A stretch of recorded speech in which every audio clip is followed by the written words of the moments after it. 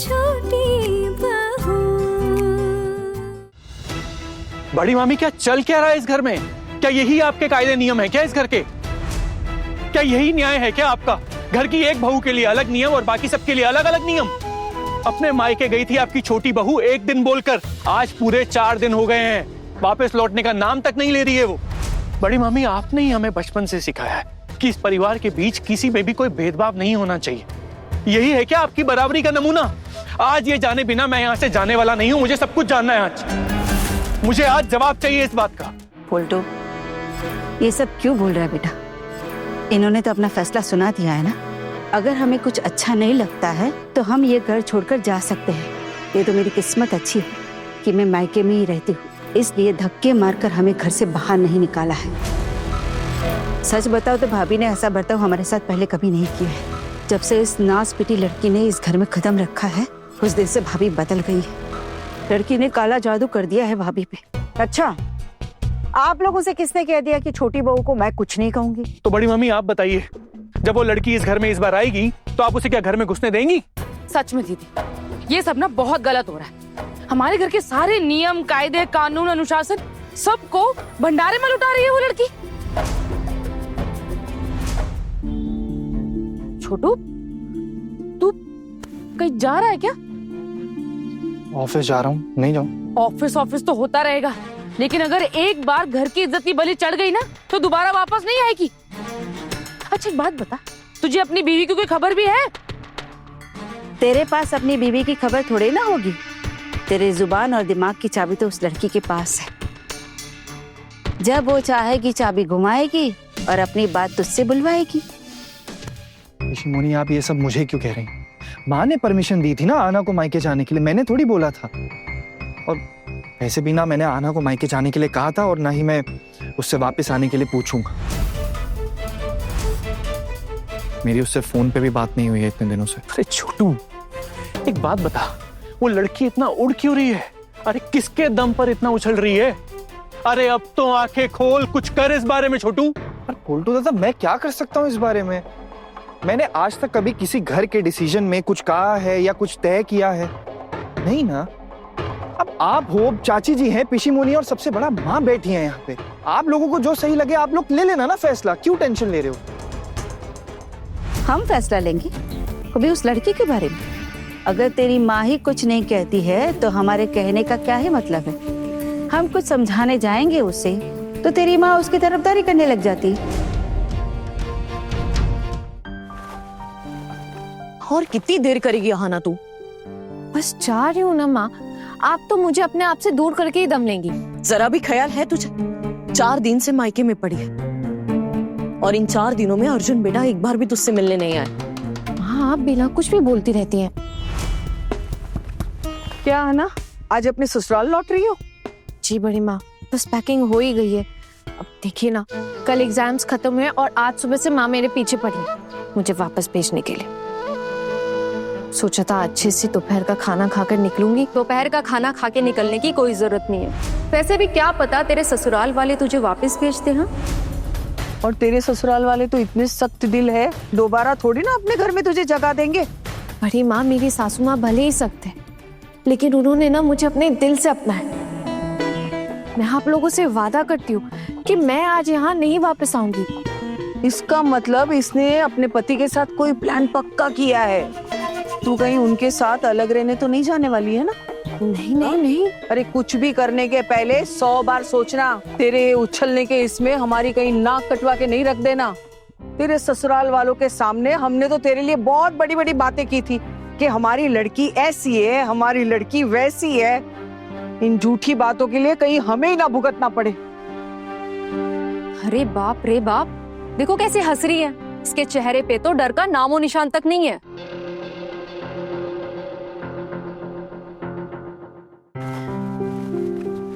हाँ ना, ये तेरी 2 साड़ी यही रहेगी थी, इसे रख दे। और किताबों की तो अब वहां कोई जरूरत नहीं है, उसे यही रहने दे। हाँ माँ, ये सारी किताबें तो पढ़ ली है मैंने, अब इनका क्या काम। छोटी, हाँ तू क्या इसे इसके ससुराल छोड़ने जा रही है?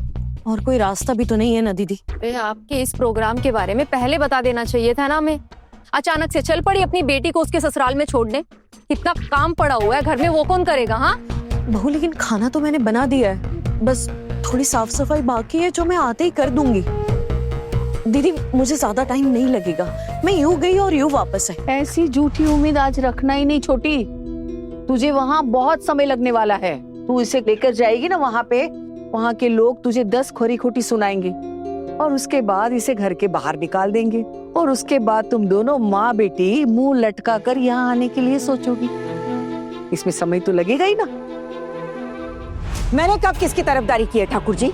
और मुझे एक बात समझ नहीं आ रही है, तब से जिसके मन में जो आए मुझसे कहे जा रहा है। और रही बात छोटी बहू को घर से बाहर निकाल फेंकने की, तो उसे लौटने तो दीजिए, तब तो उसे घर से निकाल कर बाहर फेंकूंगी, इतना तो सब्र रखो।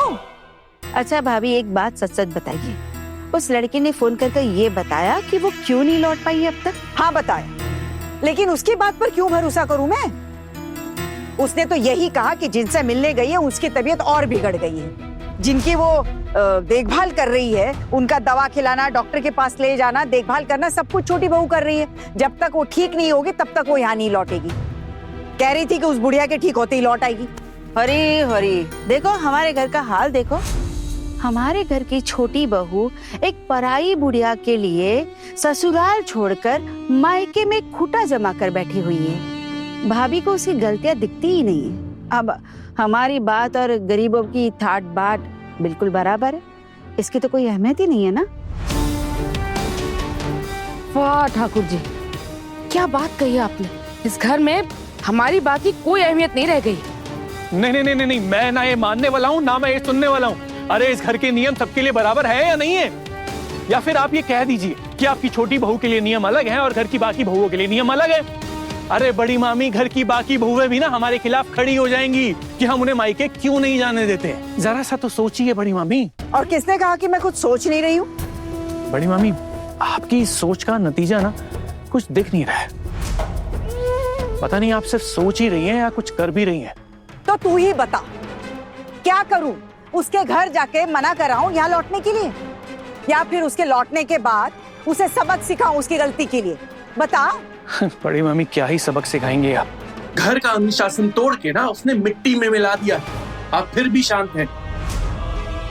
मुझे तो आज तक यही लगता था कि इस घर के नियम अनुशासन आपके लिए सबसे ज्यादा जरूरी है। लौटने दे छोटी बहू को, सबको पता चल जाएगा कि मेरे लिए क्या जरूरी है और क्या नहीं।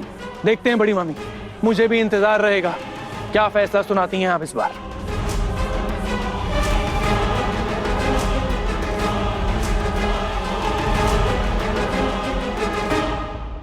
दीदी आप ऐसी बातें क्यों कर रही है? उल्टा आपने तो आहाना को आशीर्वाद देना चाहिए कि आहाना अपने ससुराल में जाके अच्छे से घर गृहस्थी संभाले और उसे मायके का मुंह कभी ना देखना पड़े। दीदी वैसे भी मैंने इसे साफ साफ बता दिया है कि जब तक हम इसे यहाँ नहीं बुलाएंगे वो अपने मायके में कदम तक नहीं रखेंगे। वैसे भी हम आहाना को इतनी आसानी से थोड़ी ना बुलाएंगे वापस यहाँ। एक माँ अपनी सगी बेटी के लिए ऐसा सोच सकती है, ये मेरी सोच के भी परे है माँ।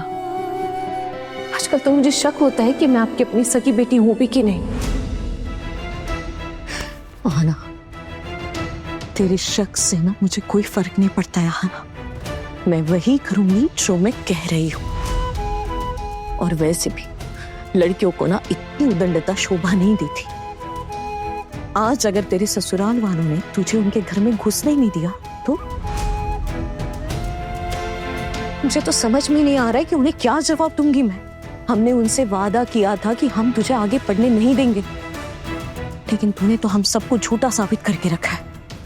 ये सारी चीजें मुझे बिल्कुल पसंद नहीं आ रही आहाना। काश तुझ में थोड़ी भी समझ होती इन बातों को लेके। माँ तो क्या मैं वही करती रहूं जो आप लोगों को अच्छा लगता है? मेरी खुद की इच्छाओं का क्या? अरे आहाना, इतने बड़े घर की बहू बनने की जरूरत ही क्या है? हा? किसी राजनीतिक पार्टी के खाते में अपना नाम लिखवा दो, बस आराम ही आराम, मजे ही मजे। और छोटी, तू क्या कर रही है? जल्दी से इसको इसके ससुराल छोड़ के आ जा। और तू आना, सुबह से पैकिंग कर रही है, तेरी पैकिंग ही खत्म नहीं हो रही है, जल्दी कर। बस हो गई पैकिंग बड़ी माँ, 5 मिनट दे दीजिए, फिर वापस यहाँ आना तो होगा नहीं। हाँ ठीक है, 5 मिनट में पैकिंग कर ले, चल जल्दी कर। चलो बहू निकल।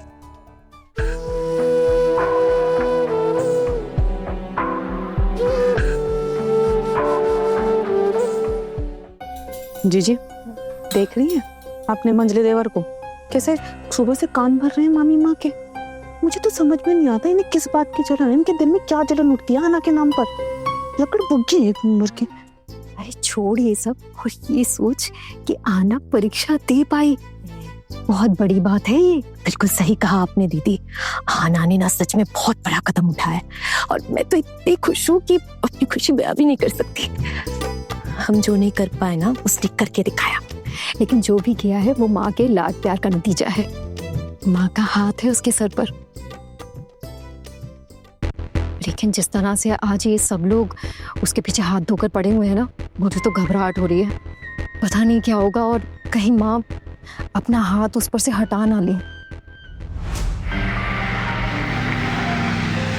आना वहां पहुंचकर किसी से जुबान मत लड़ाने लगना, तेरी तो आदत है। शांत रहने में दिक्कत है तुझे। आना आज कुछ भी हो जाए कोई तुझसे कुछ भी आके कहे, बस चुपचाप सुन लेना। क्या हुआ, याद रहेगा ना? जी माँ, हाँ सब याद रहेगा। आप देखिएगा मैं ना वहाँ बिल्कुल मूर्ति की तरह ना चुपचाप सब सुनती रहूं। ठीक, मेरा तो दिल ही बैठा जा रहा है। माँ आपका दिल क्यों बैठने लग गया? घबराने वाली बात तो मेरे लिए, मुझे घबराहट होनी चाहिए।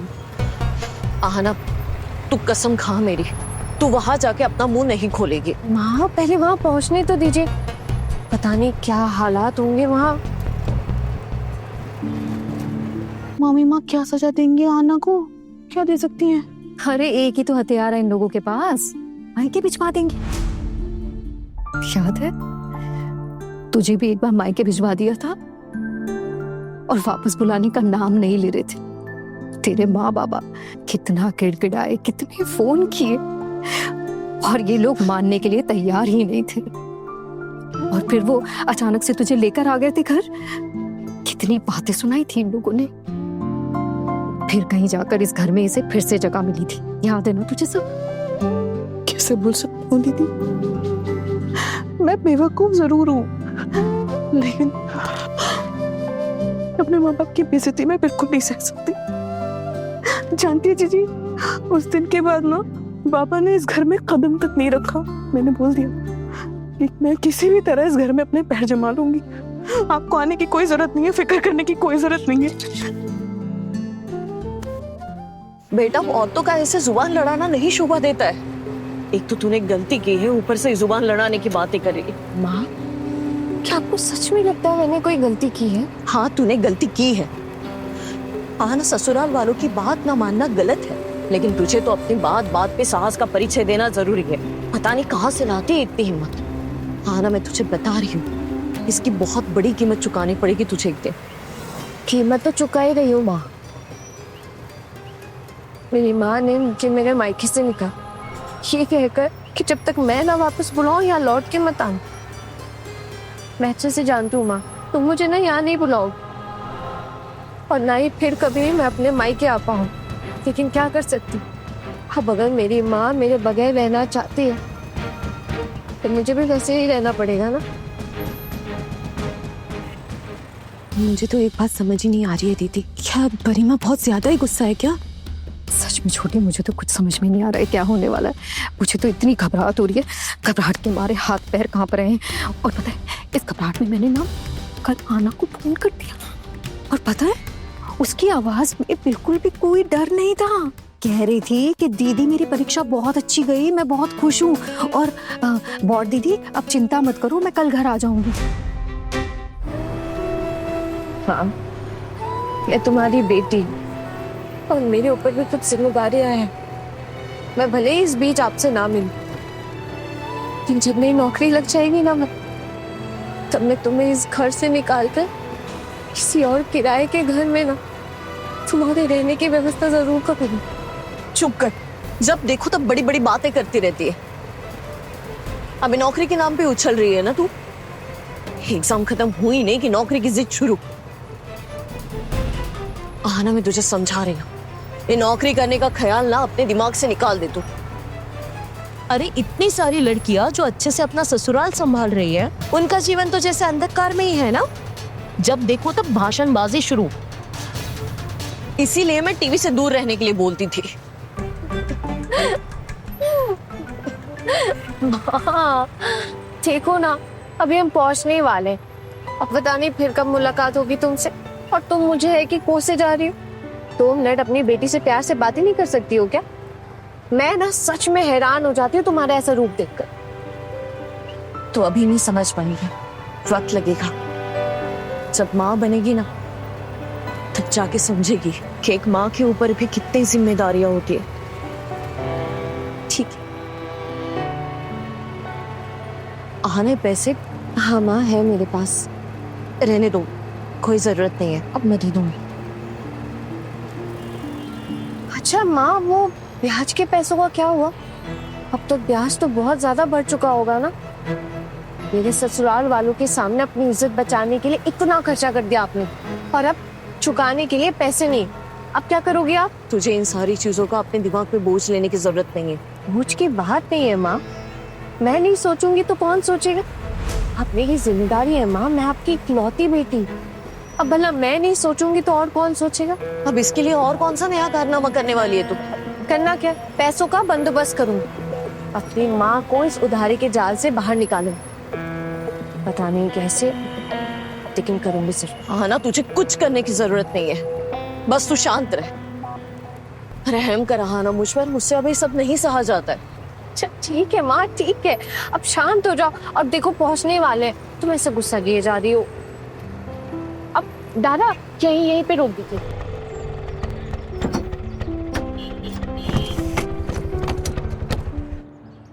बड़ी मामी, आज आपको फैसला सुनाना ही होगा। मुझे देखना है कि जब वो लड़की आएगी ना घर पे, तो आप उसे क्या सजा देती हैं। मैं आज काम पर भी नहीं जाऊंगा जब तक ये नहीं दिखता मैं। पोल्टू, तू सिर्फ ये देखने के लिए दफ्तर से छुट्टी लेकर घर पे रहेगा?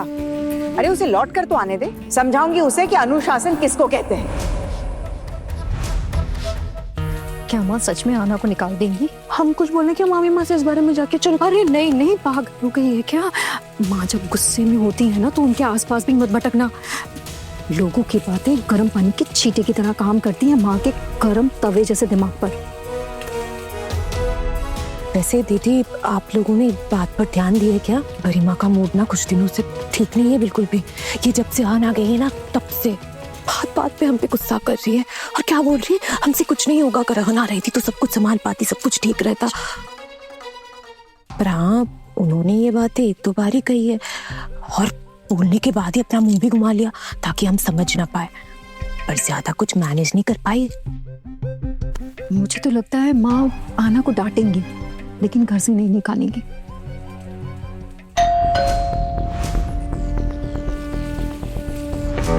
जाओ जाकर देखो कौन आया है। जी, रुक, मैं जाकर देखता हूँ। किसी को कहीं जाने की कोई जरूरत नहीं है।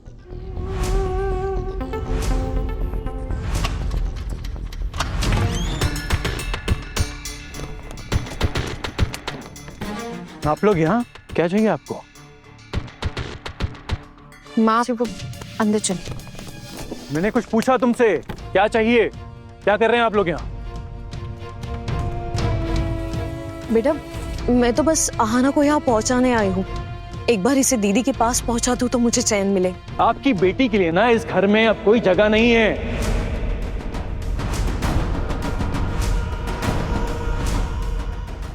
आप ऐसा कैसे कर सकते हैं? मेरी बेटी तो अपनी सास की इजाजत लेके मायके आई थी ना, बस कुछ परेशानियों के चलते थोड़ा समय लग गया, इतना ही। फिर से वही बहाने, वही कहानियां है ना, ये जो बहाने हैं, सुन सुन के हम सबके कान पक गए हैं। पहले तो आपने गिड़गिड़ा के जबरदस्ती हमारे गले बांध दिया अपनी लड़की को। अरे अगर इतनी ख्वाहिश है इसके साथ रहने की तो साथ लेकर जाइए ना, वापस लाई क्यों है इसे यहाँ पर? ये बात मैं आपके मुंह से नहीं सुनना चाहती हूँ पोल्टू दादा। अगर ये बात माँ खुद कहती है तो अलग बात है, और इस गृहस्थी की कमान उनके हाथों में, आपके नहीं।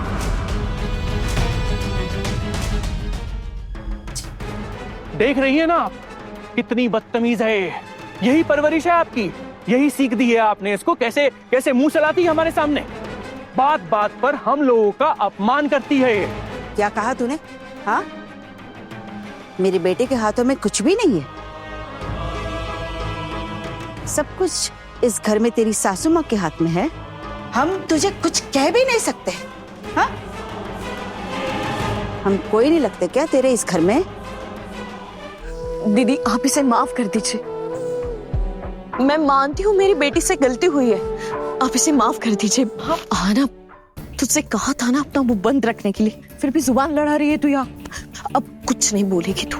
लेकिन माँ, मैं अपना मुंह क्यों बंद रखूं? हाँ, ये लोग तो मुझे घर के अंदर घुसने भी नहीं दे रहे, और इस घर में मेरी सासू माँ भी तो है ना, मेरे पति भी तो रहते हैं ना यहाँ, तो इनकी इजाजत के बिना मैं ये घर छोड़कर नहीं जाने वाली हूँ। आपने जो गुनाह किया है उसके लिए आपको अपने मायके ही रहना चाहिए था कुछ दिन।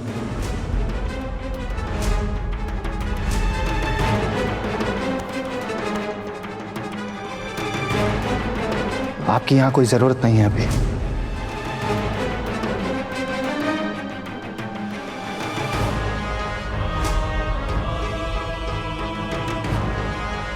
आप भी ये बात कह रहे हैं? आपने ऐसा क्यों सोच लिया कि मैं कुछ और कहूंगा? मुझे भी यही लगता है। यहाँ अपनी फौज इकट्ठा करने आई थी ना, सोच रही थी कि इसका पति इसकी तरफ है, लेकिन हमने तो अपने घर के बच्चों को ऐसी परवरिश नहीं दी है ना। बहुत उड़ रही थी, जा काट दी तेरे पर, जाके रहे अपनी माँ के साथ। अब